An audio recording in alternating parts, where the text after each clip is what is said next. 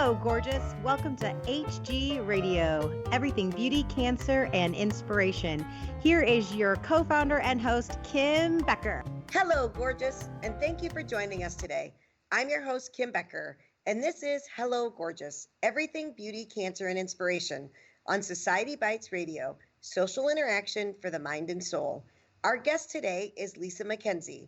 Lisa is the founder and executive producer of Unite Empowering Events, a program whose mission is to help women embrace life beyond cancer. Lisa's passion for exploring opportunities to empower women is what drives her daily ambitions. Seeing how hard women can be on themselves, Lisa recognized the positive role that she can play in the community, drawing from powerful tools that she used to climb out of a dark place. Lisa founded Unite in 2013 to bring together caring members of the community to love on and empower women, and to show them that they possess everything that they need to be strong and powerful. That is achieved through faith, a positive outlook, and social support of the Unite Sisterhood. To date, because of sponsorship support and donations to Unite's nonprofit, the We Lift You Up Fund, Unite has gifted 300 local women with the Unite experience, resulting in a very active sisterhood of survivors in our community. In 2013, Lisa was a finalist in the Big Idea for New Orleans Entrepreneur Week. That same year, she was a finalist in the Urban League's Women in Business Challenge and a $10,000 grant winner for the Sales First Challenge. In 2013, Lisa was awarded the Innovate Her Challenge winner for the state of Louisiana. Unite was named the most glamorous event by St. Charles Avenue magazine and was named Best Charity Event by the Edge of Lake magazine reader poll and was featured in the National Capital One commercial viewed by millions. Lisa is a member of Delta Gamma sorority, and many of the programs she implements in the Unite curriculum draw on a positive sisterhood and leadership aspects that she learned from being a Delta Gamma. Hi, Lisa, and welcome to the show. Hi, Kim. How are you? I'm doing well. I'm so excited that we get to connect. Me too. And so I agree. So let's, I want to tell our listeners a little bit about, like, I remember meeting you. I can't remember the year. Do you remember what year we actually met? I want to say maybe it was 2016, 2015, one of those. Yeah, that's what I'm thinking. Yeah, 2015, 2016. And we were at Roberto's sponsorship event. It was a conference on sponsorship, and we were in Orlando. And I remember you sharing what you did, and we had an opportunity to kind of talk, and I was sharing with you what I did. And it was really kind of cool because I feel like your program is a continuation of ours.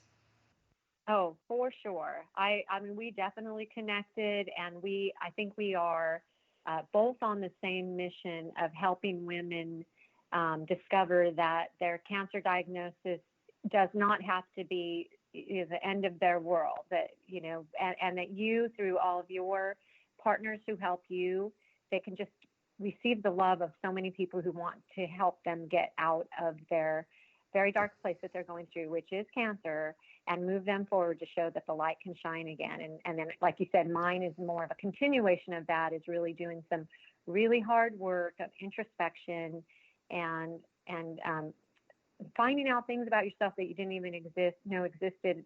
So many of the ladies say, I'm almost glad I got cancer so I could learn this about myself. I'm sure you've heard that before too. We have, they'll say, we'll do the makeover and be mid makeover, and they'll say, well, maybe getting cancer wasn't so bad after all, And so, I always say, people will say, can you give me a makeover? And I always say to them, I really don't want to give you a makeover, because for me to give you a makeover, you have to have cancer. And I don't wish that on anybody. Right.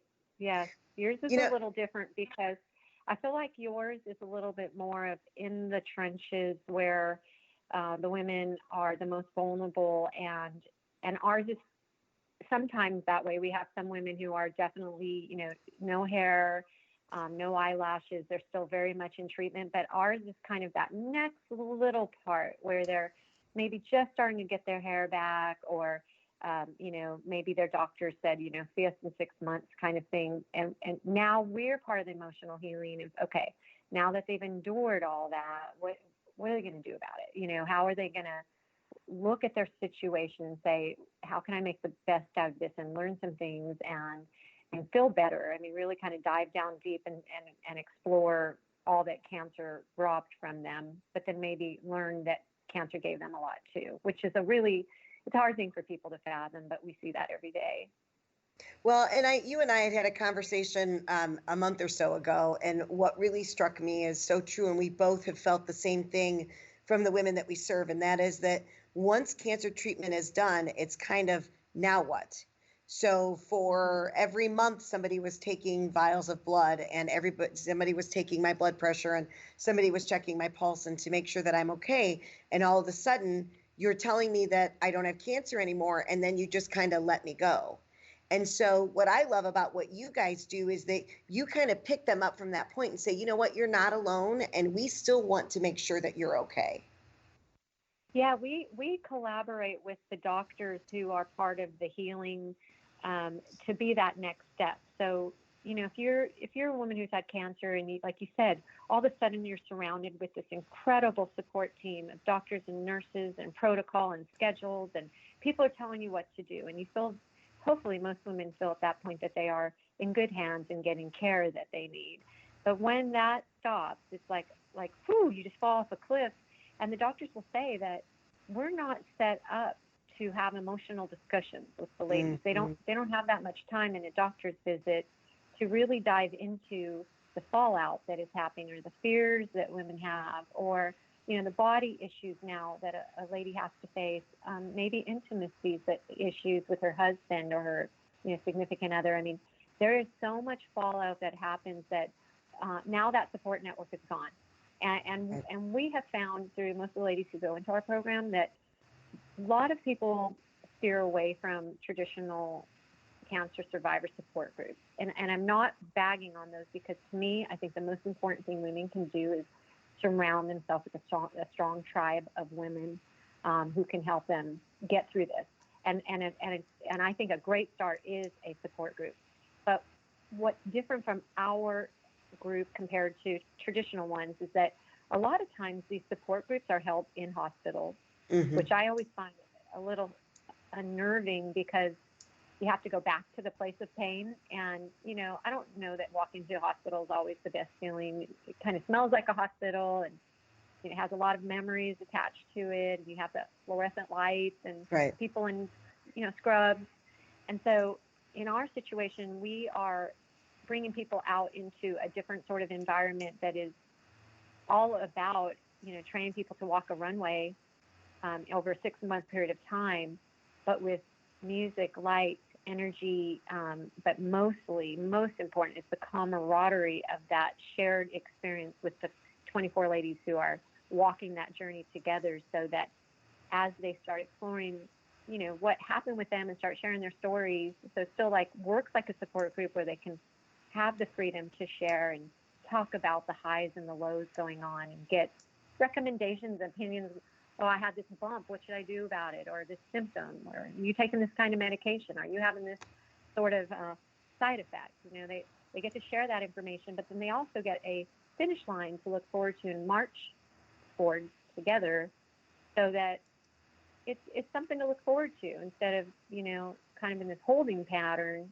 They've got a schedule, but it's a very proactive self-care program that we offer that is invigorating.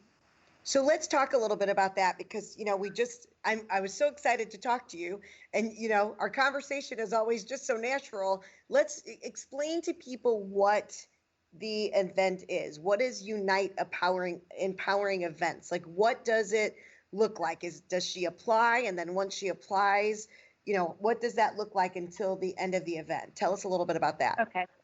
Well, the first year that we did this, it was truly an empowerment program for cancer survivors, more of a runway show. They would receive runway training, because I had read an article that this coach was offering to kids this runway training, and she started mentioning all of the benefits of it. You get self-confidence, you start looking at yourself differently, you have attitude. Now that was for people who want to go into modeling.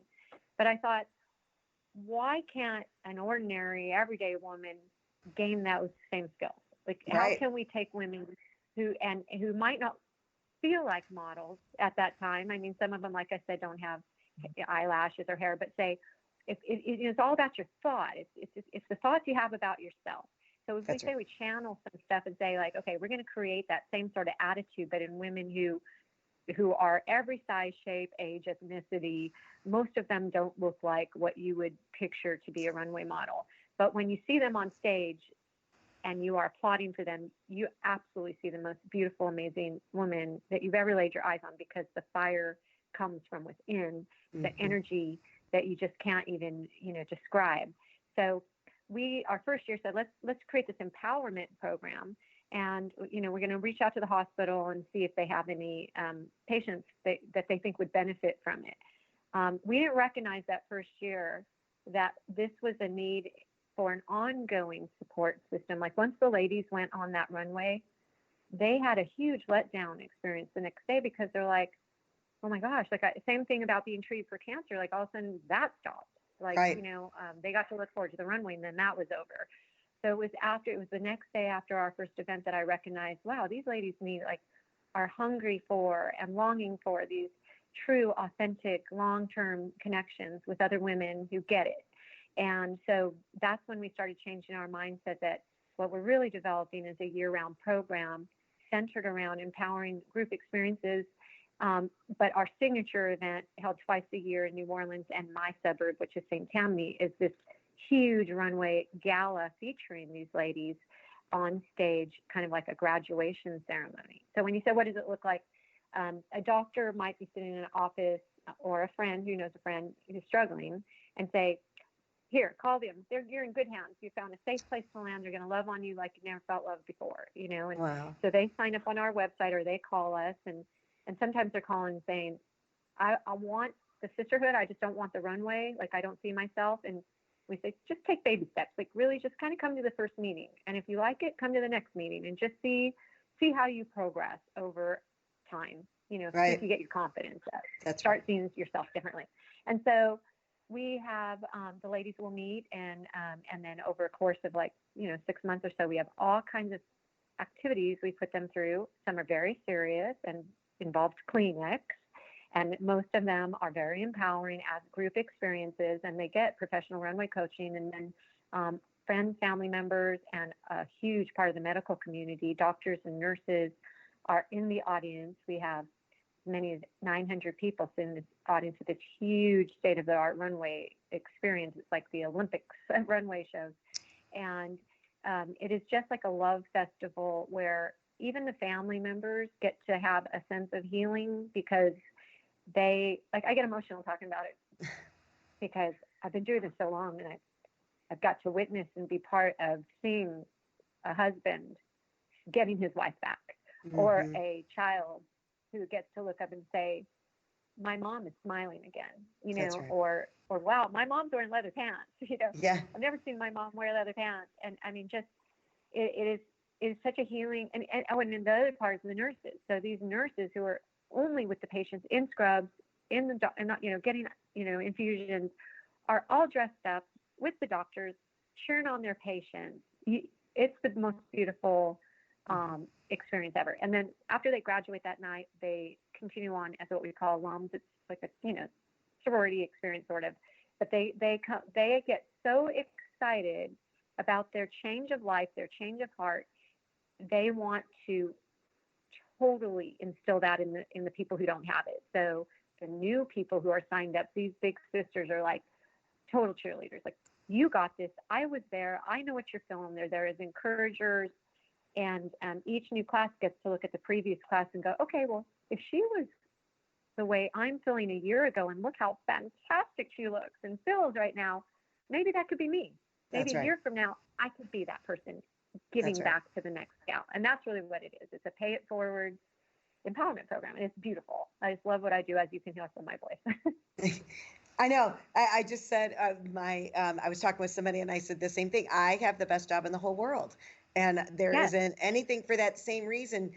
I get to witness on a different level what you get to witness, whereas she walks into her reveal party and that's it. She's smiling again. And the loved ones that are there waiting for her haven't seen her smile in such a long time.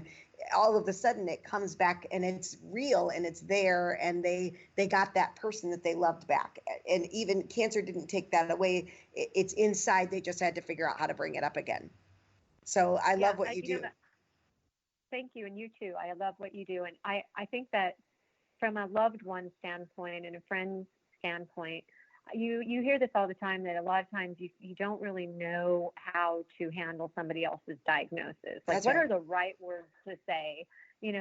What do I pray for? Do I send her a note? Do I call her? Like, everybody's sort of confused on what would be appropriate, because people aren't trained a lot of times how to handle adversity in somebody else's life. This is my experience, at least my observation. So at what you're doing and what I'm doing, which allows these loved ones to have a place to land also that is comfortable for them. That's because right. Now we're creating the experience that the loved ones get to say, oh, okay, now I get to be part of this. And I didn't necessarily have to orchestrate it, but I got to enjoy it and just be in the moment and not being overthinking their part. I don't know if any of that makes sense. But it does make sense. It does make sense, because so many of them, they kind of stand by the side, and they want to help, but they don't know how to help. And so even just in your situation where they just get to be there to be a cheerleader, that's helping at that point in time. They don't feel like they're standing there and doing nothing. They get to cheer them on. So that's awesome that you give the loved ones that opportunity as well. So let me ask. Oh, go ahead. No, go ahead. I was saying, what I love too is that our event is such a memory maker, because you have these women. We have 8, photographers and videographers in every possible corner, backstage. We have a professional photo area where the ladies are posing for really amazing high-end pictures of their outfits, and then on stage, of course, every angle. And I love the fact that we can create this memory that hopefully will last throughout the generations, and that, so in the picture with the loved ones, you got the significant other, the husband, the children, the grandparents, whoever happens to be at that event celebrating. I watch these pictures go plastered all over Facebook, of course, but what I love more than that is that the story that we can help tell about this woman's resiliency and how strong she was and beautiful in the face of adversity. And that story can last forever, because we're capturing those in these videos and photographs, so that maybe 100 years from now, her lineage could say, that's my great grandma, man, like that woman's like bad, what I don't want to say this curse word, but like that's what, like wow, I come from strong people. Yes. So I love creating those memories for her entire generations to come. Mm-hmm. And I think that that's what's so powerful too, because you're allowing them to leave a legacy. And you maybe not even thought about it when you were doing this, but you're allowing them to leave a legacy. And I think that's a beautiful thing. Yeah. So let me ask you this. So you are not a cancer survivor, yet you founded this program for women that have cancer and dedicate your life to this. So what fuels your passion for this program? I was surrounded by women who were going through cancer diagnosis, very strong women, and I watched their worlds crumble. And I could put myself in their shoes of, how I would react if that happened to me. They were not the same women. They were very insecure. You just saw them change. And so what happened with me is, at the time that I had a couple friends that were, going through cancer, and then my mom is a cancer survivor. She had breast cancer.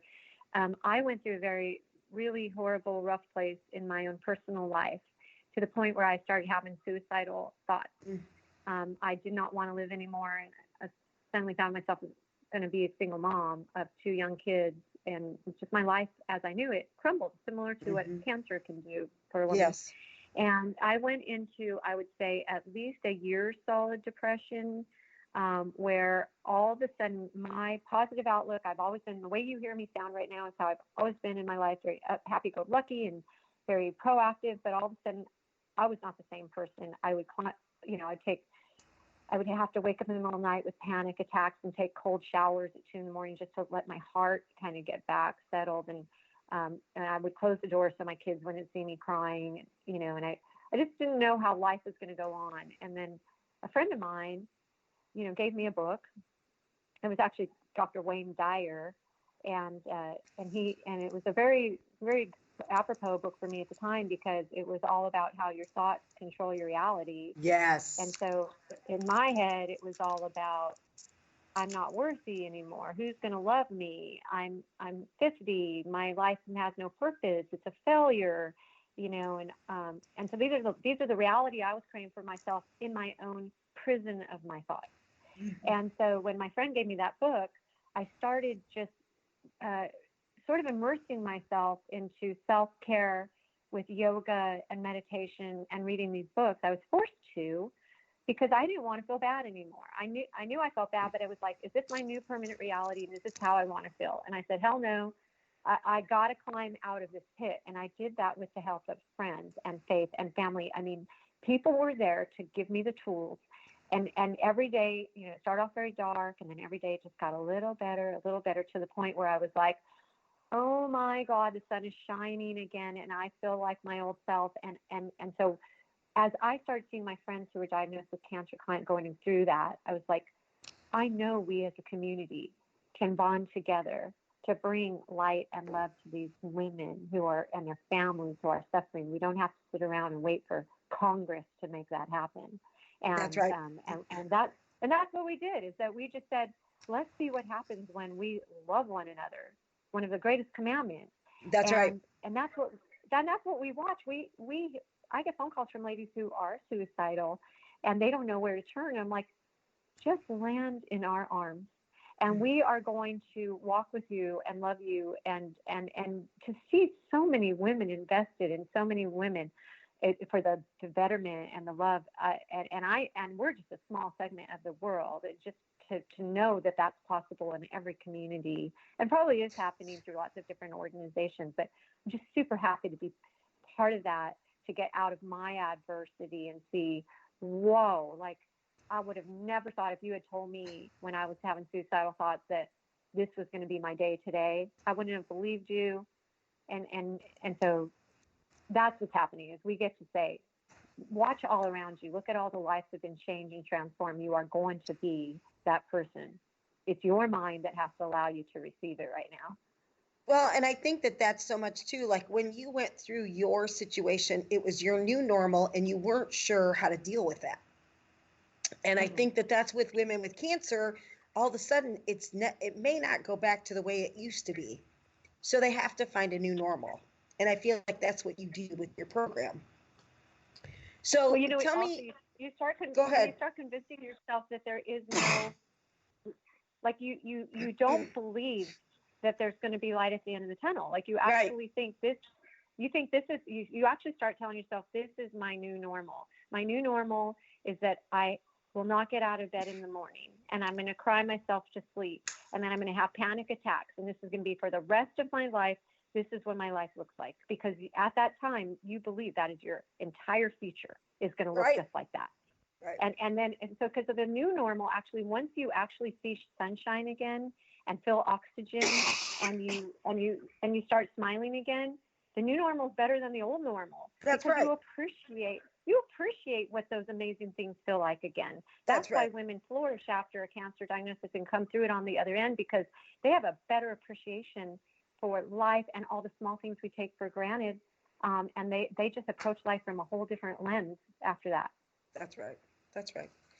Well, I am so grateful that you and I were able to connect, and I'm so grateful to share the mission that you have. And I'm so grateful that you and I have such a common bond, because it really is about empowering women and making them be a better place, because then they can be more active in the lives that are in front of them. So thank you so much for joining us today. And I appreciate you taking the time out to speak with me. And I love the work that you do. And thank you. I'm so glad. Thanks for including me. Oh, it's my pleasure. Thank you for joining us on Hello Gorgeous, Everything Beauty, Cancer, and Inspiration. I'm your host, Kim Becker. And until next time, stay gorgeous.